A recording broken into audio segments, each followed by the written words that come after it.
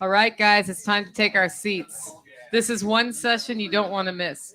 Actually, every session is one session you don't want to miss. So who here does not know who John Pugliano is? You don't? Haters. About John Pugliano is that he loves money. It's not just that he doesn't hate it. He loves money. Do you love money, John? I love money.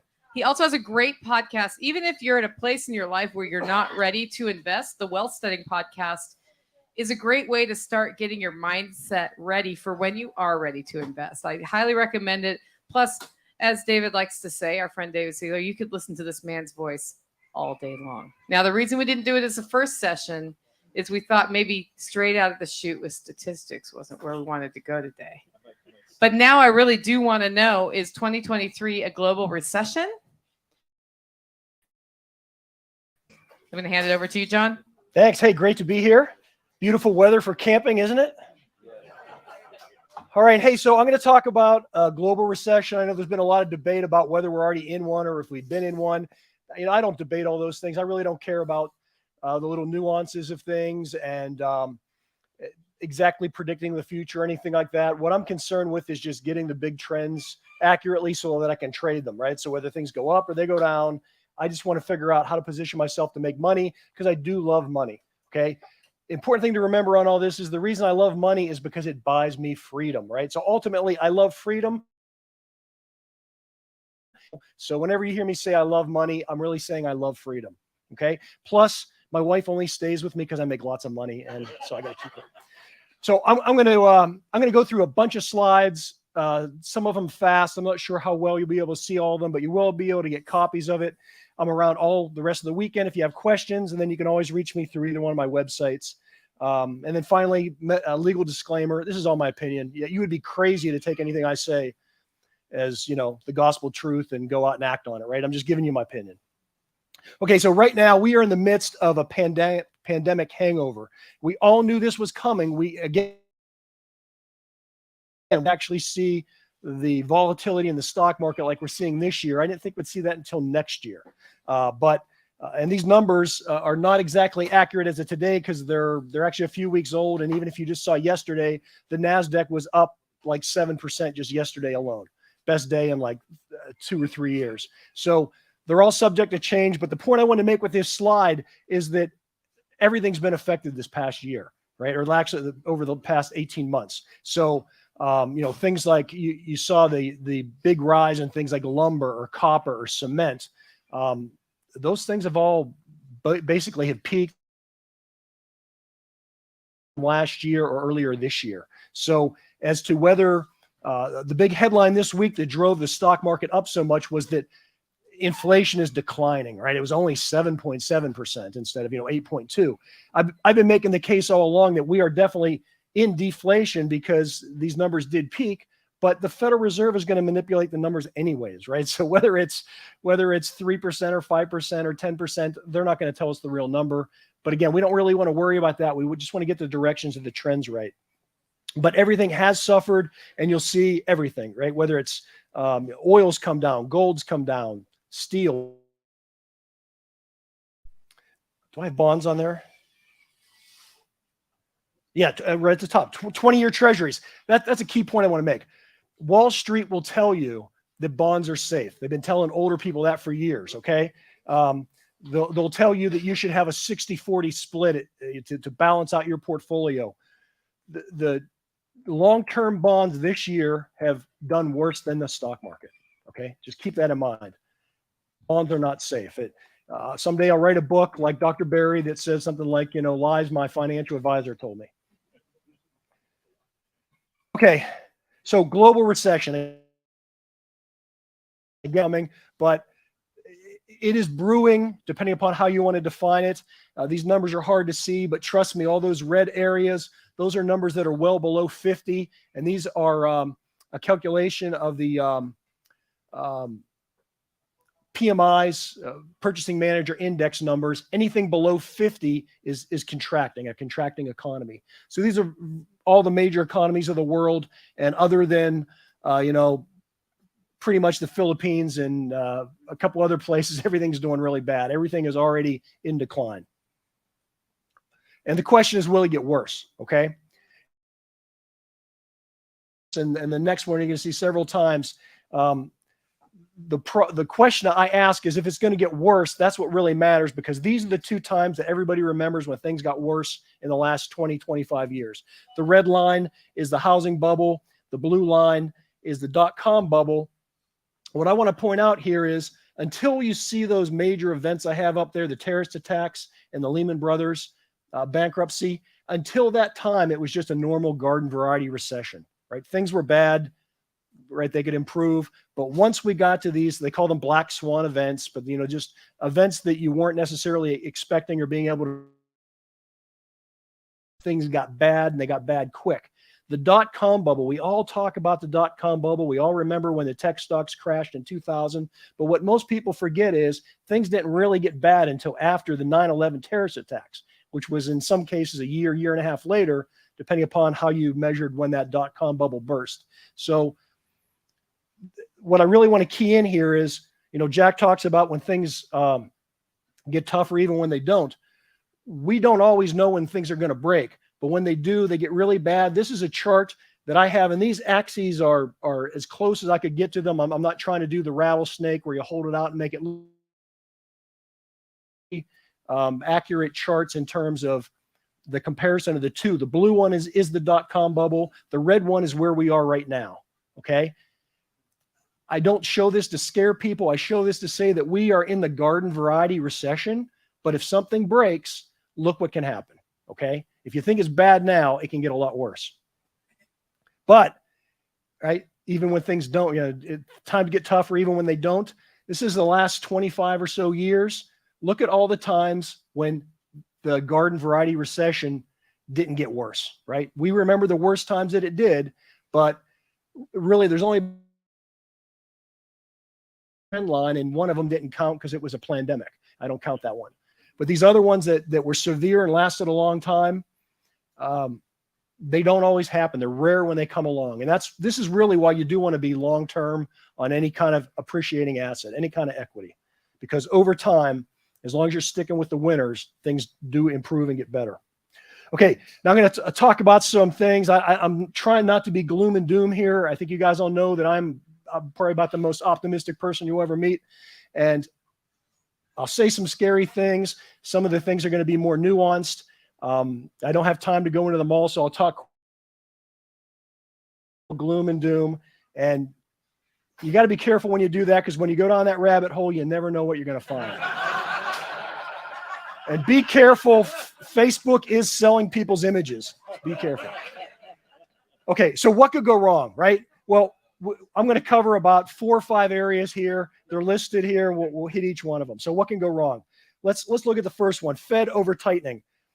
I have been very optimistic through the summer. It really wasn't until we got into late August and really into late September that I started getting much more concerned. And because, again, the data all kept telling me this is a garden variety recession. And when I started to get negative is when the Federal Reserve started to change their tune, because just this summer alone, they were talking about rates going up to maybe 3 3/4. I don't get emotionally attached in things. I run the numbers and I run scenarios. And as long as we stay below 4%, I was pretty confident that things will work out, right? The Federal Reserve is raising interest rates to get people fired, right? That's the bottom line. They have a dual mandate that they talk about. It's price stability and maximum employment. And those are just cover for them doing all the other things they do. But the important thing with that maximum employment is to, you know, put people in and out of work to suit their needs. And so what they want to do by raising rates, they want to throw, you know, 2.5 million or so people out of work. And as long as we stay in that 4% range, I think that's fine. People will lose their jobs. The reason that works for them, cutting back on it, working to reduce inflation, is that, you know, they can't pump any oil to lower oil prices. They can't grow any wheat to lower food prices. But what they can is they can throw people out of work, and that brings down wages. You know, 60% of a company's budget is wages, and that's how they bring down inflation. So that's that. I know I'm not going to get fired because, right, I work for myself, so I'm okay with that.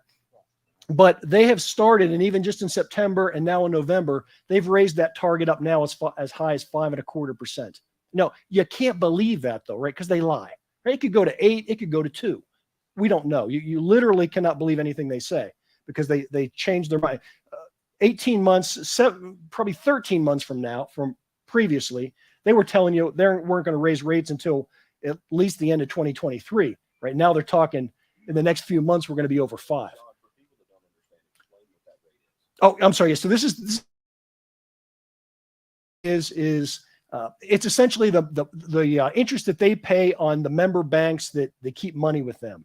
And so by raising the interest rates, they can keep more money in the system with them, and that's less money in the economy. So when things are bad, they cut the interest rates, as we've seen for the last couple of decades of really low interest rates. They cut interest rates low, the Fed funds rate low, to get that money out into the economy, because banks are required to keep a certain amount of reserves. And if they don't want to encourage, during bad times, they don't want to encourage those reserves. They want those reserves to come out in the economy. This is what we call printing money, right? This is how they print money. So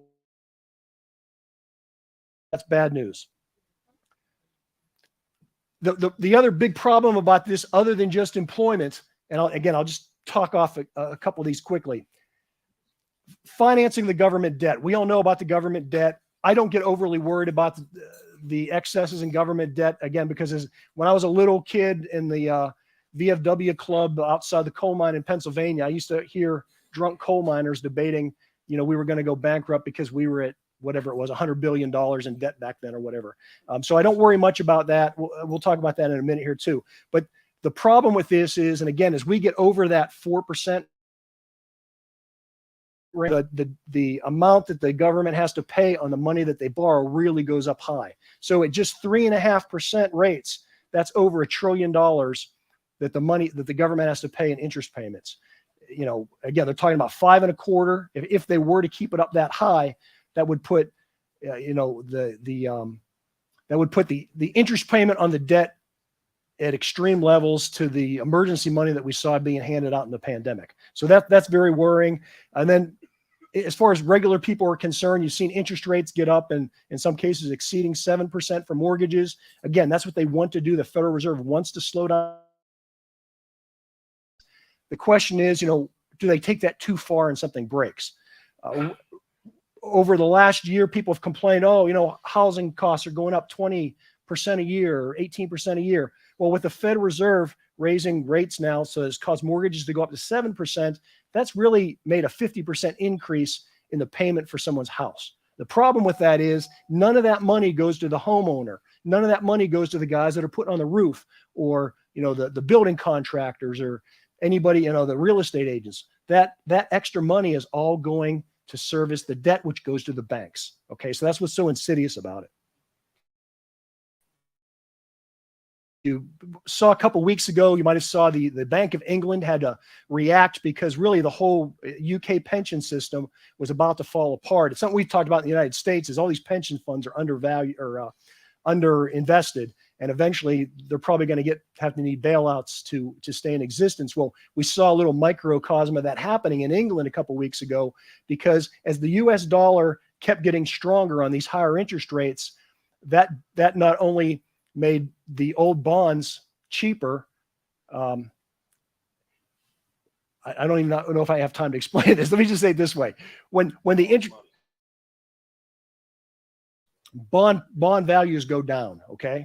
The principle, like I talked about, you can lose money in bonds. The way that affected the English government was, number one, not only did their currency devaluate in terms of the U.S. as a currency, but also their bonds went down. All their pension funds are invested in bonds because bonds are safe. Well, those bonds came down so low, the value of them, that they got margin calls on their debt, and they had to sell more of those bonds to raise money, which made the bonds go even lower in value and decrease the currency more, and then it just spiraled, right? And so the Bank of England had to step in and do a bunch of quantitative easing to pull them out of that.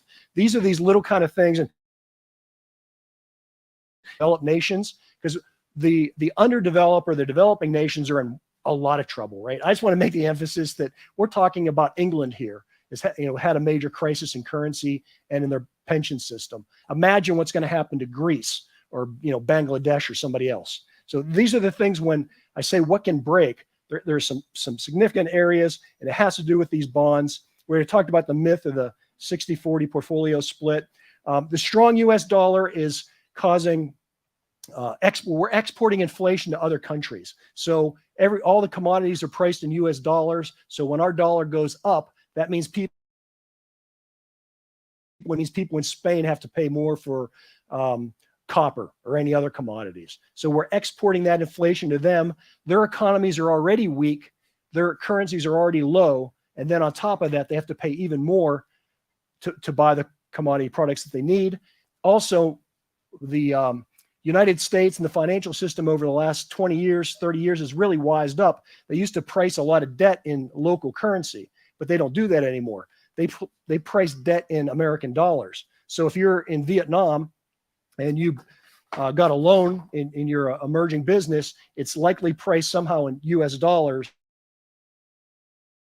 You not only have maybe higher interest rates to meet, but your currency value has gone down. So you've got a double whammy of how we create these currency crises. And it's not only going to hit these emerging markets, it's going to hit the developed nations as well. This goes along with all the zombie companies and zombie governments that we've seen, over these last 15 years that have existed on.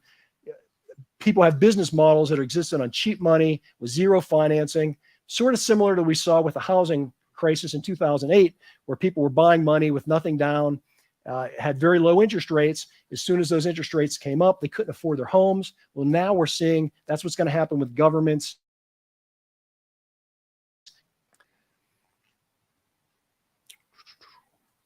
One other point, and this is how it affects our stock market, and this is with multinationals.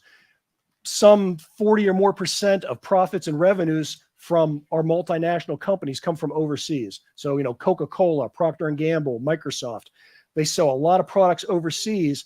Once again, they're selling those products, though, in local currencies. They bring that money back to the U.S. They have to translate it into the U.S. dollar. If the U.S. dollar is up 18% from those other currencies, even if Microsoft sold more just as much as last year, they've now taken an 18% hit on their foreign sales. And so you're seeing that's one of the reasons. So these rising dollars, rising interest rates, it affects everything, and the poor. Separate topic, still related to all this, and it's political and civil disorder. And again, I'm just going to talk mostly about developed nations here. I mean, look at the strikes we've seen in Europe and in the UK. Not only just because of all the UK, because of all the COVID lockdowns, but people striking because their wages are depreciating. They're unhappy with immigration policies. Obviously, it's been 6 or so years ago that we saw the UK break away from the EU, but there's more and more of that civil. Just some crazy ideas here. If you haven't been paying attention, like Israel has had 3 prime ministers in the last 2 years. Right? Netanyahu got thrown out, was gone for about 18 months, and was reelected back in. UK has gone through 4 prime ministers in 3 years, and one of them served for only about 43 days. Okay, just a lot of we think our politics is crazy here. It's just as bad everywhere else. Italy, Sweden, again, both 3 prime ministers in 1 year. Finland, and I pointed in Norway, I'm pointing out these kind of northern European countries we think are really stable and relatively homogenous societies. Well, Finland, Norway, 2 or 3 prime ministers in the last year or 3. So crazy things going on.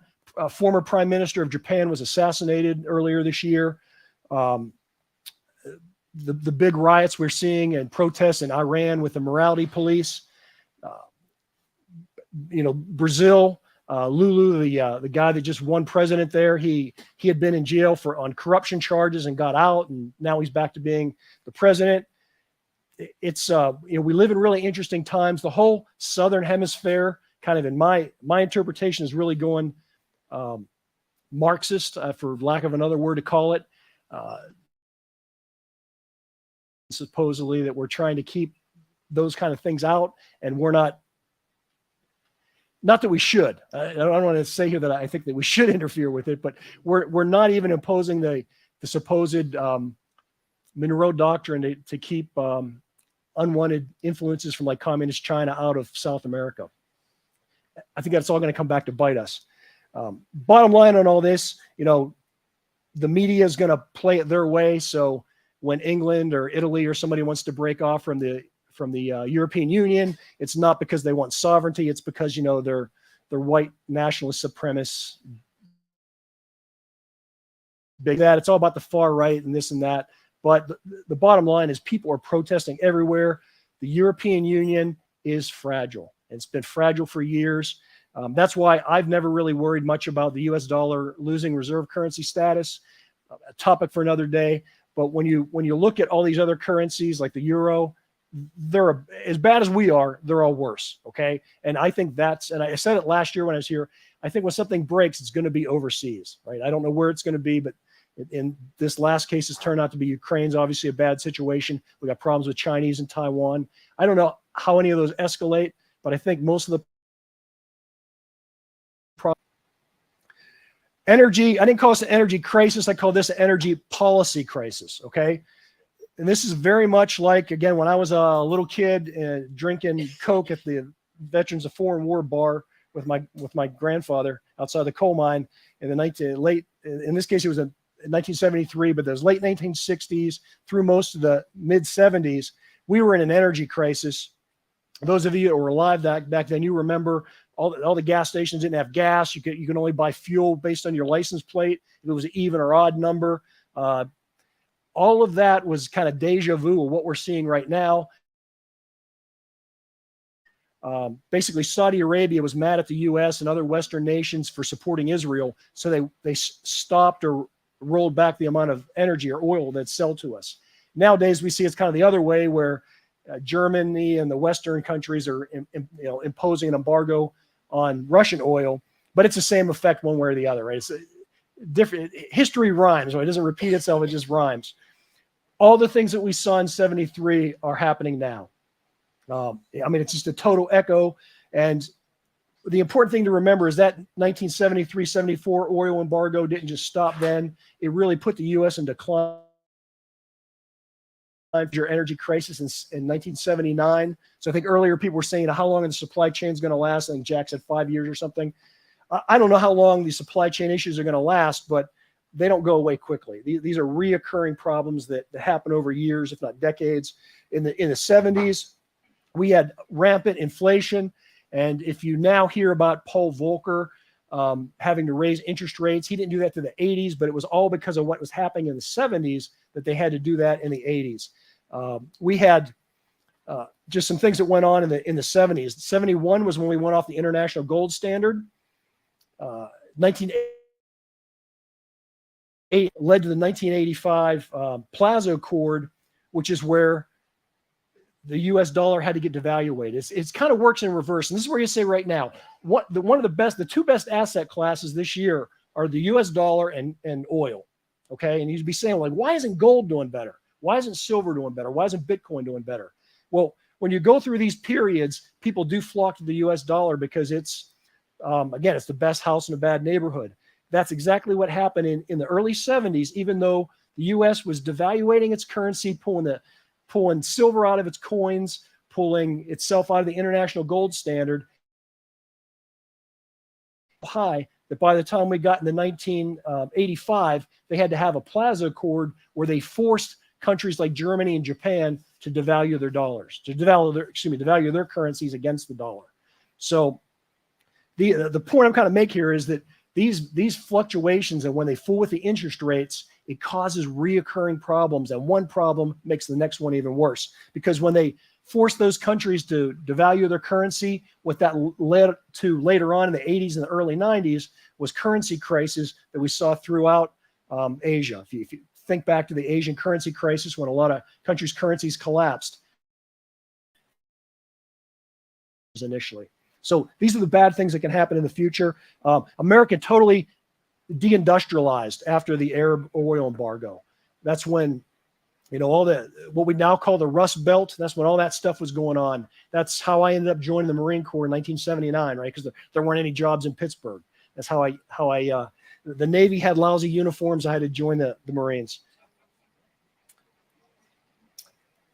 We hear all this talk about green stuff, right? Where we have a Inflation Reduction Act, which is just a big boondoggle for green energy. we hear people talking about putting, instead of trying to go taxes on the energy companies, they call them windfall profit taxes, stuff like that, right? It's nothing new. Same thing. Nixon was president back then. He was a Republican, okay? He put on wage and price controls. They talked about windfall profit tax on the oil companies and never actually did that. But they did a number of other things that actually reduced our overall production of energy, including, all the EPA, Clean Water Act, all that was formed by the Republicans that hate the environment, supposedly, right? These things never change, though. They keep going back and doing the same playbook over and over again. So as we see more money put into the green energy, ultimately we're still going to need more fall. Just deja vu of 73. My big thing here in red is can the EU survive? We're seeing, if you remember back in 2012, the Greek bailouts of the Greek banks. Now it's not the Greek banks. It's the Italian banks. It's the British banks, right? It's going to maybe be the German banks. Deutsche Bank is in big trouble right now. The Swiss banks, huge trouble, right? It's not Greece anymore. It's the major European countries. Cold War II. Okay, I'm calling this escalation because we've been in a Cold War for a continuation of many of the trends that were already happening in place. It just accelerated them. That's what we're seeing now with this, energy policy crisis that we have. We've been in a Cold War for years, and kind of just to point this out, we started to have some decent relationships with the Russians in the late 90s. But as early as 2002, the relationship with them started to sour. That's when we got away from the 1972 anti-ballistic missile treaty. Okay, from really 2002 on, every year we deteriorated our relations with the Russians. So what's going on now is I had to go back and look this up because I always talk about the Great Firewall of China, the Great China Wall, the China Firewall. They went in and they've basically censored and shut down portions of the internet. They did that in 1998, right? I didn't get dial-up modem until like 96. So they were putting this stuff in place. That surveillance state isn't something they're just doing now with their current president. This is their long-term thought process. It's been going on for decades. In 2002, we admitted China into the World Trade Organization. That's when their growth started to really explode as far as their economic expansion. But by just 2000, their military, and we saw them then that year increase their military capacity by 18%. They've been doing similar things every year since. So nothing new about the Cold War. I kind of sarcastically think about, the Western countries are all worried about climate change. We're worried about rising sea levels. I have this little graph up here because China for years now has been building artificial islands out in the South China Sea, right? So they're obviously not worried about global warming rising the ocean levels. And they're extending these. China's up there in that northern part. So, I mean, they're all the way down here in China Sea is where they're putting out these islands. They are building their military defenses strong and hard. It doesn't necessarily mean we're headed for a war, but it's this escalation of the Cold War, and we don't have to have a hot war to have major impact of what the Cold War does. And this is especially how it impacts the economy, because back in 1991, when the Soviet Union fell apart, we talked about a peace dividend. And really all the good things that have happened over the last 30 years came as a result of that peace dividend. All the military technologies that were used exclusively for the military then got put out into the general population. Global satellites for GPS. We got all the telecommunication system from the satellites. None of that could have happened if we were under the old Cold War days, because all that technology was locked up as national security. So as we go more into a Cold War, though, we start locking up on those technologies.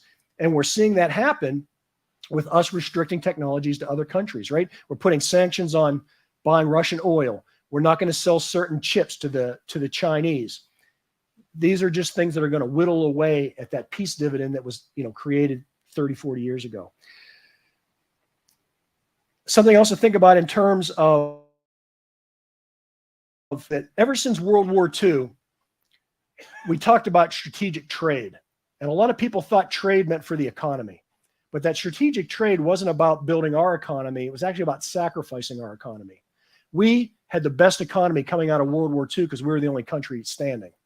And we took that booming economy over the next 50 years, and we segmented it out to what we call globalization, right? We helped rebuild Germany. We rebuilt Japan. Then we went in with the smaller nations, and we allowed all of them to come into the trade network, not because we wanted to build U.S. trade, but because we did an effort. We thought that if we were trading with our neighbors, we wouldn't be fighting them. That was the concept. And that's worked pretty well. But now we see that those relationships have broken down. China has become a competitor, not a colleague. And so we're moving from this strategic trade to a doctrine of what's being called strategic competitiveness, okay, strategic competition. And the competition, again, is not about globalization in terms of trade. It's about national defense. We're going to keep locking down those technologies more and more of things that we don't want other. That whole peace dividend goes away, and a lot of it's going to be concentrated on semiconductors. We think we all rely on oil. Well, if we lost Taiwan Semiconductor and that infrastructure that's in Asia right now, we're going to see a global depression like you've never seen before, right? It'll be like going into the dark ages, because we need these technologies that are all around the world. We need them in the United States, and we're eventually trying to bring them back here, and we most likely will, right? But if we don't, right, if there's a problem, if there's a hiccup in that system, then the supply chain issues that we've seen recently are duration from the Cold War. Another big issue is the China slowdown. Okay, so this is related to us, not putting up restrictions with China in terms of trade and in terms of, both just economic trade, where we put tariffs on their products, but also in not allowing them to have technologies. I guess one aside on that, in the last slide I mentioned it.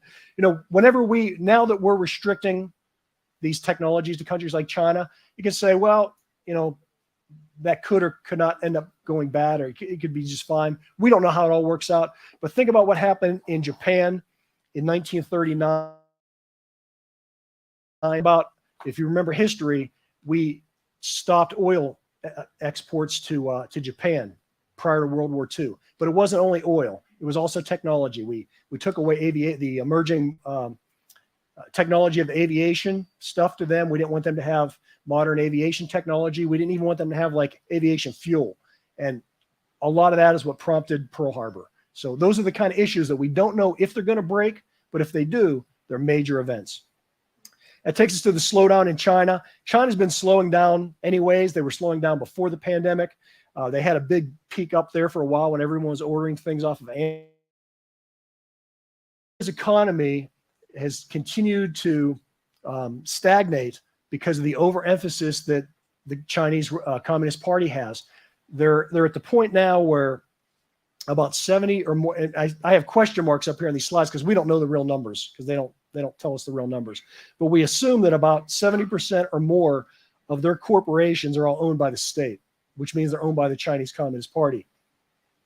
The problem with that, other than the fact that it's the Chinese Communist Party, is just that it's government in general, right? So that means productivity is down. And again, the estimates are that these state-owned companies are at least more unproductive, right? So a regular privately owned company is going to be 60% more productive than these state-owned companies. So as they keep making more and more companies state-owned, they keep depressing the growth of their economy. And we can ask, why would they do that? It's one of those kind of questions. I really don't care why. It's just that they are stagnating their economy to the point that their GDP this year is only going to be 3.8. United States GDP this year is going to be about 3. So you think about China's this big growth manufacturing for all these years. They're not growing at a rate much higher than ours. And while I question our numbers, I question theirs even more. So the problem with the slowdown in China is that all or at least half of the commodities are all flowing there, right? So the iron ore that's used in the world, the copper, all those things go to China to run through their factories. If they have a slowdown, that creates a major, could be depression level of what can happen with commodity prices. And while we all like that, because that would mean that prices come down, if you remember like 2015, 2016, we had oil prices, copper prices all collapsing, and that brought down all the investments because Wall Street is driven by growth. And even though you would think that when inputs are going down, you think that would be good. It's actually not, because it just throws off everyone's investment. So a slowing of China is bad news. Their zero COVID tolerance policy is another thing too, that you got to scratch your head and wonder what the heck they're doing. We know that locking people down doesn't stop the spread of a virus, but they have doubled down on it, and they're not letting up at all. If you saw the protests earlier, how we're being shut down, they're still doing it right now. Today, Guangzhou, it's a city of 18 million people. They're cordoning off sections of that. Right now, the whole city's not shut down, but they could shut it all down, right? They're going after it. They've come up with what they consider I think there's like 1,000 cases, which in a city of 18 million doesn't seem like a big number to me, but they're ready to lock the whole thing down. And that's what's causing a lot of these continual supply chain disruptions in the U.S., because they shut down these cities. You saw what happened with the Apple, I think it was last week, where they call Apple villages, Apple cities in China had to shut down because the workers got COVID. Both these guys' name is Li. I always kind of like to call them Lai, because they're liars out of China, but their name's Li. I can't pronounce their last names, but I mean, to introduce you to these two guys, because this is the tale of two different Lis. And I do this because I want to show you where China's headed. This guy in the blue tie, he was the number 2 man in the Chinese Politburo. In the last Congress that the Chinese had just over the summer, they took President Xi, and now he's kind of president for life. He's going on for his 3rd term. Had he not had a 3rd term, this was a guy that was likely to have taken over for him, because he was being groomed over the last 10 years or so. He's an economist. Years has been on building the Chinese economy. The reason he was number 2 in the Politburo is because he did a good job. He's done a really good job of making China more productive and more efficient. But he has now suddenly been retired, and the new guy, the other Li, is now the number 2 position. The important thing to know about him is he presided over the Shanghai lockdowns earlier this year. And when China went in to lock down Shanghai, which is a city of like 25 or more million people, a lot of people said there's no way you can lock down Shanghai. You can't lock down 25 million people. Well, Li said, the hell you can't. He locked down Shanghai. It was a brutal lockdown. And he now is number 2. He went from being like the mayor kind of thing, right? Mayor of Shanghai, to being the number 2 man in the Politburo in 8 months. And so he is now in position to be the next big guy in China. That's the direction they're heading. That's what they want. It's a surveillance state, and they're sacrificing the economy to have control. So will something break? Again, we saw this chart. I don't know, but any of those things that I just talked about, if we do get a break, of England, or something going on in China, more escalation in Ukraine, I think we'll drop hard below that long-term moving average. So what are you going to watch for? Aside from the international things that we've kind of talked about, in the U.S., this is a list of things we want to watch for, and I'm going to run through these quickly. All these slides, or most of these slides I'm going to show here in this series, are from the St. Louis Federal Reserve. What I like about their website is that you can compare, and it may be hard to see in the back, but there's vertical gray lines here. You can compare an immense amount of economic put in when the recessions were. So you can not only see the pattern, but you can see how it relates to recessions. So that's a good source of information for you. One of the most valuable things you'll get from the Federal Reserve is at this website. Unemployment, though, that's a key thing we want to look at. Remember, I mentioned unemployment. The reason they want to raise interest rates is to put people out of work. And as long as they just get like 2.5 million people, 3 million people out of work, that'll work. We'll have a soft landing. wage costs will come down, the economy will likely recover. But if it breaks, if we go to 4 million, 5 million, 10 million, right? COVID put 25 million people out of work, right? They've done this before. You can see every time there's a rise in unemployment on these gray lines, that's either was just before or just after recession starting. So people always say, well, you know, is it the inflation rates, or excuse me, is the unemployment rate? You know, we're only at 3.5% unemployment. That's pretty good. It doesn't matter what the rate is. It's just an increase in the rate. Whenever the rate goes up for any reason, we go into a recession. And that's because people live paycheck to paycheck, right? So it doesn't matter if you have 100% employment. The day the first person gets laid off, they don't have money. They can't pay their rent. Their car gets repossessed. And then it's just a snowball. So keep your eye on the unemployment rate. And so right now we're at 3.5%. 4.5, maybe 5. Anything above that, I think, could be a real disaster.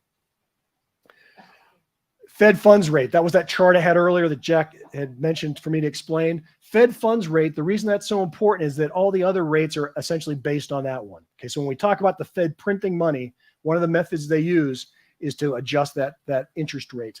And again, if you look at when those recessions happened, they generally are brought on by an increase in the Fed funds rate. So the point of this is that recessions are created by the Fed, right? That's what they do. That's how they turn the spigot of the economy on and off. Bruce, do you have a question? Yeah. On that unemployment rate, what is measured as people who are looking for a job.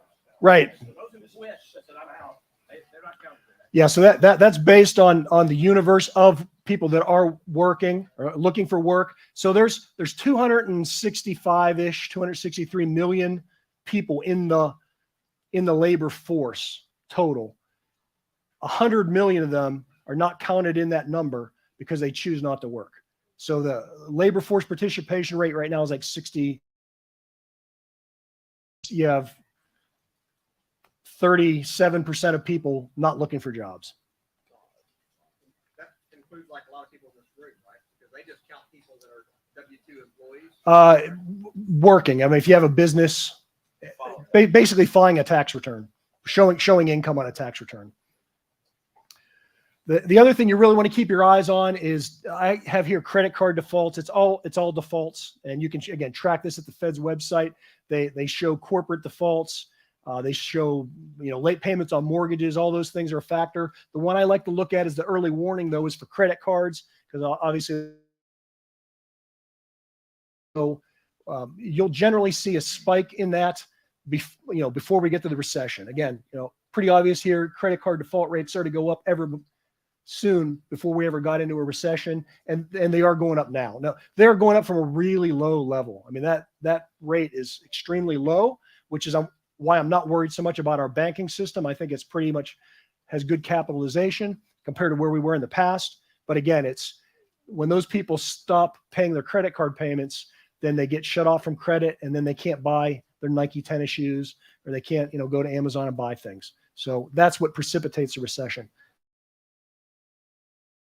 Purchasing Managers Index, that was that chart I had at the very beginning with all the little red marks in the countries that have a low rate. Anything below 50 is contractionary. This one is specifically for the U.S. What I want to point out here more than anything is we're still expansionary. We're still above 50, and even dropping below 50 won't necessarily put us into a recession. But look at where we were pre-pandemic. We were already coming down big time. The only thing that brought us out of that declining PMI, the Purchasing Managers Index, is in this case manufacturing companies, what they're ordering, what their employment is, and they put it all into a number that shows the expected growth. So this is what we're measuring, the growth of the manufacturing economy here. And pre-pandemic, we were in a major decline anyways. Okay, then of course the pandemic came along and really crushed it. The only thing that took us out of that was $6 trillion in money that they printed, right? So we're right now back to where we were coming out of the commodity crisis of 2015 and 2016.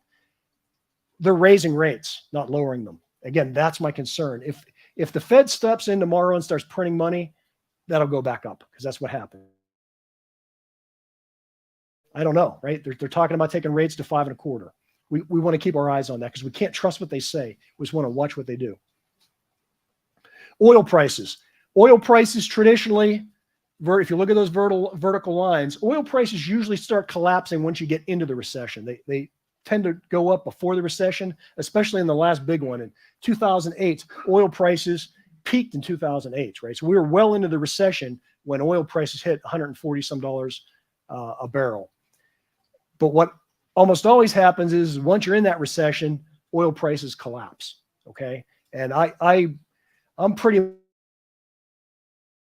are in the market. Most of that's in oil. I'm watching it close. I don't want to say this time it's different because, again, almost anytime we get into a recession, oil collapses. This time it might be different for a number of reasons. Let me show you a couple of them. Not only what we have going on in Ukraine and with Russian oil and all that, but there are major shortages in the supply chain with oil. You can't get oil bits, drill bits.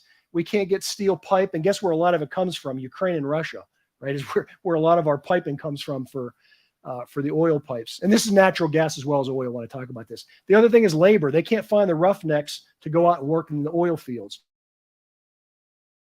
The rig count, and rigs are what you're drilling for new production. Okay, it's not what's pumping the oil. It's what you're drilling for before you get to production. Look where we're at. We're barely above. I think that number's 575. Look where we were during the shale oil revolution. I mean, we were up 1,700. Now we're below 600. And you would think with oil prices being as high as they are, that would be going up like crazy. Some of it obviously is political policies and Biden not letting us drill on federal lands and those issues. But a lot of it is what I have here. If you can't get drill bits, you can't drill, right? They're trying to, it's just falling apart. This may be one of the reasons why oil stays higher longer, but we'll have to watch it. And when it does, if you do see oil coming down, though, that is probably a firm sign that things are going to fall apart. Last one here is corporate profits. And again, there's kind of the chicken and the egg thing here. What does a decrease in corporate profits cause the recession, or is the recession what causes the decrease in profits? I really don't want to debate it one way or the other. I don't think it matters. But if you look at some trends I have here, the red line going into these numbers here are quarters. So the red line is showing us how many quarters we were from the peak into when the market fell apart in 2008. So the big bottom there is 2008. The one above it, and this, again, I didn't make this happen. The graphs actually just correlated. The one above it is actually the pandemic, which is fit perfectly, almost as if it was planned. But you see a major drop in corporate profits for the pandemic. We're way up there. That top of that blue line, we're at the largest corporate profits in history by any stretch of the imagination. And again, why I've been pretty bullish all year long, because we are just making so much money at the corporate level. All that inflation is resulting because the corporations are passing the price increases along to you. So that's good news as far as Wall Street's concerned. But when you see this thing dip, again, that's when we'll go into recession. My big fear about things breaking, and it goes back to, let's think back pre-pandemic. Corporate profits were way down here, right? We're way up there. What happened? That was $6 trillion of printing money, and that money is not getting printed anymore. The bigger problem than that is if you take where that blue line ends, for next year, Wall Street's predicting 18% growth in corporate profits. I don't know how we get there. And I'm calling people, I'm calling analysts saying, where's this 18% coming from? And no one will tell you. It's just, it's like, so that worries me. That worries me greatly, because it isn't only that we're going to be flat, which we may be, right? If we have a soft landing, we'll be flat from that blue level. But what if we don't, right? What if the Fed doesn't print the money and we go all the way back to there? That's a huge collapse in corporate profits, and correspondingly, the stock market is going to crash. These are Wall Street companies. Maybe they're doing better because of all the mom and pops. Well, that's ultimately why they went up, right? Which is, again, is why I invested. People say, well, why would you want to invest in these evil corporations because that's where the money is. You know, I'd rather take the money I can make from them and play that game. But you're right. A lot of that has come about that, but that only goes so far, I think, when you look at that delta difference. I don't see how they get there. There's not more mom and pops to put out of business to take them to that next 18%. That's my concern. Incidentally, the slide to kind of go to weed out a little bit about what we said there. That other profitability slide I had, this one. This actually isn't Wall Street. So the highlighted number is what Wall Street's forecasting in next year. This blue number is from the Fed, and that's corporations, not just Wall Street. Because I did want to factor out a little. The Wall Street number's higher. It's even higher than that, which is scary. What's the 253? Can we line up for questions, please? That's the 253 is the number that they put in the S&P 500 earnings. So if you take the S&P 500 today at 4,000 and you divide it by 253, that gives you the forward earnings ratio. Okay, again, I don't want to be total gloom and doom here because there will be a bottom, and when the bottom happens, you always get a rapid rise.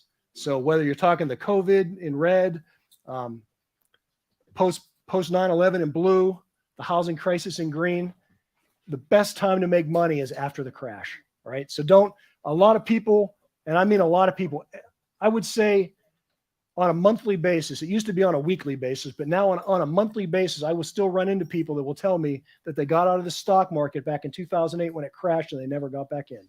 That's the worst thing you can do, is because you'll miss all that uptrend. So don't be negative about that.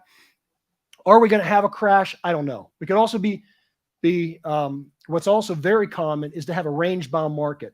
And I've kind of tried to shadow these to show you how the market goes up to a certain level and then maybe comes down, but then it only goes so low. And is it the brown level, the green level, or this more yellow level? I don't know where that range bound is, but there's been periods of time like in 1945 through 1950, which I think is very emblematic of where we are now, rather than looking at us from the Arab oil embargo of 73. I think this post-World War II period is even more interesting because, you know, we came out of World War II and the government has spent all that money on fighting the war. Well, we came out of the pandemic, so they, you know, fought the war in the pandemic. And we have all those same problems that we have coming out of World War II, where you have more people coming into the labor force. You have supply chain shortages because back in those days, the factories that were making tanks and aircraft for the military had to switch over and start making cars and refrigerators and toaster ovens and things. And so you had major supply shortages, lots of high inflation, same problems we see today.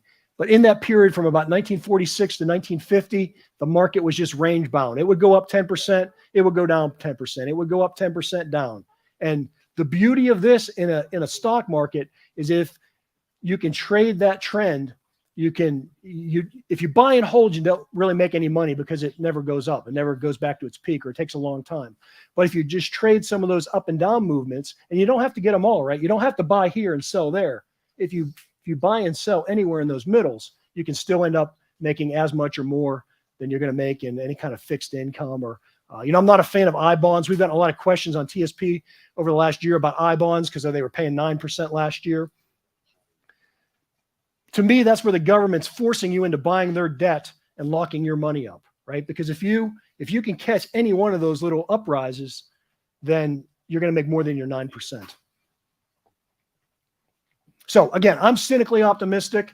I think we could be heading in some bad times if we get something breaking, but at the same time, there's great investing opportunities. I don't fight the elites. If I write another book, I'm going to call it Investing with the Illuminati, because I really think that's what you want to do. I mean, not to be a conspiracy theory. There's conspiracy theorists that worry about all the world being controlled by a group of people. I just accept the fact that it is, right? I don't care if it's true or not or whatever. I just look at the evidence. And if the elites are controlling everything, whether it's a global economy or the U.S. economy, they don't want it to totally fall apart because their wealth is in assets, right? Their wealth isn't in currency. If there's a reset of the U.S. dollar, or we go to some kind of digital currency or whatever that devalues the dollar, it doesn't impact them because their wealth isn't in the dollar. Their wealth isn't in yen. Their wealth isn't in euro. Their wealth is in assets. And we can participate in that by owning appreciating assets, right? Whether it be the real estate you own, the business, your own business that you own, whether it be even buying Apple or Microsoft. Those stocks are assets, and they're not going to depreciate because these elite guys control them ultimately, right? They'll go up and down, but long term, they institute the policies they do to grow those corporations. So I remain cynically optimistic on that. I think there's never a collapse. And again, I mentioned several times when I was a kid, I honestly, my grandfather in the summer, I spent my mother worked. My father died when I was 6.5 months old. And so I would spend summers with my grandfather when I wasn't at school. So he would babysit me and we would go to the bar. That's what we did. He was a retired coal miner, and we would run our errands during the day. And every time we passed the VFW club, we would stop in and he'd have a shot and a beer and I'd have a Coke. And I learned a lot of things in the VFW club. But even back then, I was always hearing about how there's going to be a collapse, and it made sense. And as I got to be an adult, 1980s, I saw the same thing happen. There was a guy, Howard Ruff. He's the Peter Schiff that today. He used to be that guy with Howard Ruff back then. And they all have really good arguments about how gold's going to go to 10,000 or whatever when the system collapses. But the system never collapses because, the SOBs that run the system change the rules. And just we can talk about this all day, but just a couple examples. With the Federal Reserve, we all talk about them now printing money by buying treasuries. Well, that was never in their mandate. It wasn't until like the 70s that they started doing that, maybe the late 60s. They just one day started doing it. It wasn't until 2008 housing crisis that they started buying mortgage-backed securities, right? They didn't get approved from Congress, right? They just went out and did it.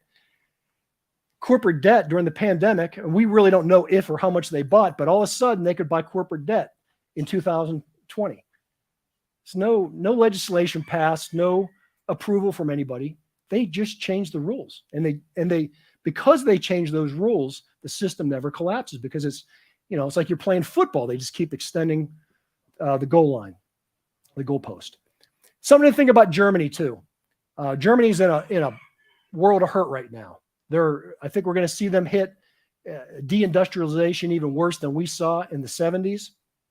But keep in mind, and I put Siemens up here. I could have put a bunch of German companies because there's a lot of them that are over 100 years old. But Siemens in particular, 1846 or so is when they got formed as a company, right? So they survived. They weren't even Germany back then, right? It was like the Prussian Empire or something, right? So they survived empires. They survived Bismarck and the Weimar Republic and the Nazis, and their country being destroyed twice by World War, and all the economic changes. Everything has happened over the years. The reuniting of Germany. These German companies are still around. It's still around. The same companies that produced the poison gas to kill the Jews in the Holocaust are selling Roundup today. Same companies, right? They don't go away. And so, if your money was in Deutschmarks at any of these times, you'd have lost your money. But if your money was in Mercedes or BMW or some big industrial company, it survives.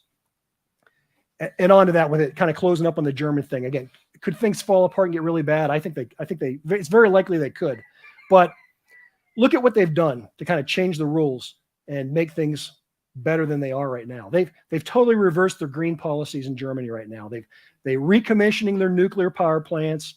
They're burning coal. They're in terms of liquid natural gas, they have at least five that I know of, liquid natural gas terminals under construction, and 2 or 3 of them are going to be up and running by the end of this year, right? By next month. That's 8 or 9 months in planning. Okay. You normally can't get a proposal made in 8 or 9 months, right? They've literally gone in and thrown out all the building standards, all the environmental impact statements, any curbs on being able to build these liquefied natural gas plants. They just went out and built them, right? They threw out all the rules because they changed the rules. And with us, if we have to go back to a Manhattan type project to start building, our own microchips or different elements of things that we need for the supply chain, I think we'll do that. I think they'll throw all the money at it to make it like a space shot and say, in 10 years, we're going to be totally independent from Taiwan for semiconductors or whatever, right? And they'll throw trillions of dollars at it. I don't know if timeline wise we'll be able to pull it off, but they will print the money to try and make it happen. So I remain optimistic on that. Keep your eye out on all that money that was confiscated from the Russians. I'm sure that the Germans are going to come along and take that money and use it to rebuild Ukraine with German workers, German industry, German components. That's in the cards for Germany. So I don't feel so sorry for them in terms of losing their industry, because they're going to probably profit from Ukraine. Again, I've said this before, we're the best house in a bad neighborhood. All the global choke points that we're having are energy, agricultural, weapon systems. We make all those here. We're world renowned in them. We're exporting them. The big things that we're going to do is all on. I'm running out of time here, so let me skip all this stuff through. We are reindustrializing. The trends of electrification, digitization, automation, and biotech are not going away. And they're all going to get amplified by the things we're seeing right now. So to the extent that you either invest in this stuff, or if you're young enough to learn it, to go into it as a career, or to implement it in your own business, that's what you want to do, because this is the trend that's not ending. And with that, I think I'm out of time. Jazz hands for John Pugliano. And usually we take questions, but we're keeping on time today. I'm the time Nazi for a reason. We talked about Nazis in this presentation. So we have a 15-minute break. We'll be back at 12:30 to hear from Jack Spirko about the diet of the earliest Americans. So get your coffee, unload what you need to unload, and come on back. And if you want to ask John questions, he is right there. So the line that's over there should just go talk to him during the break.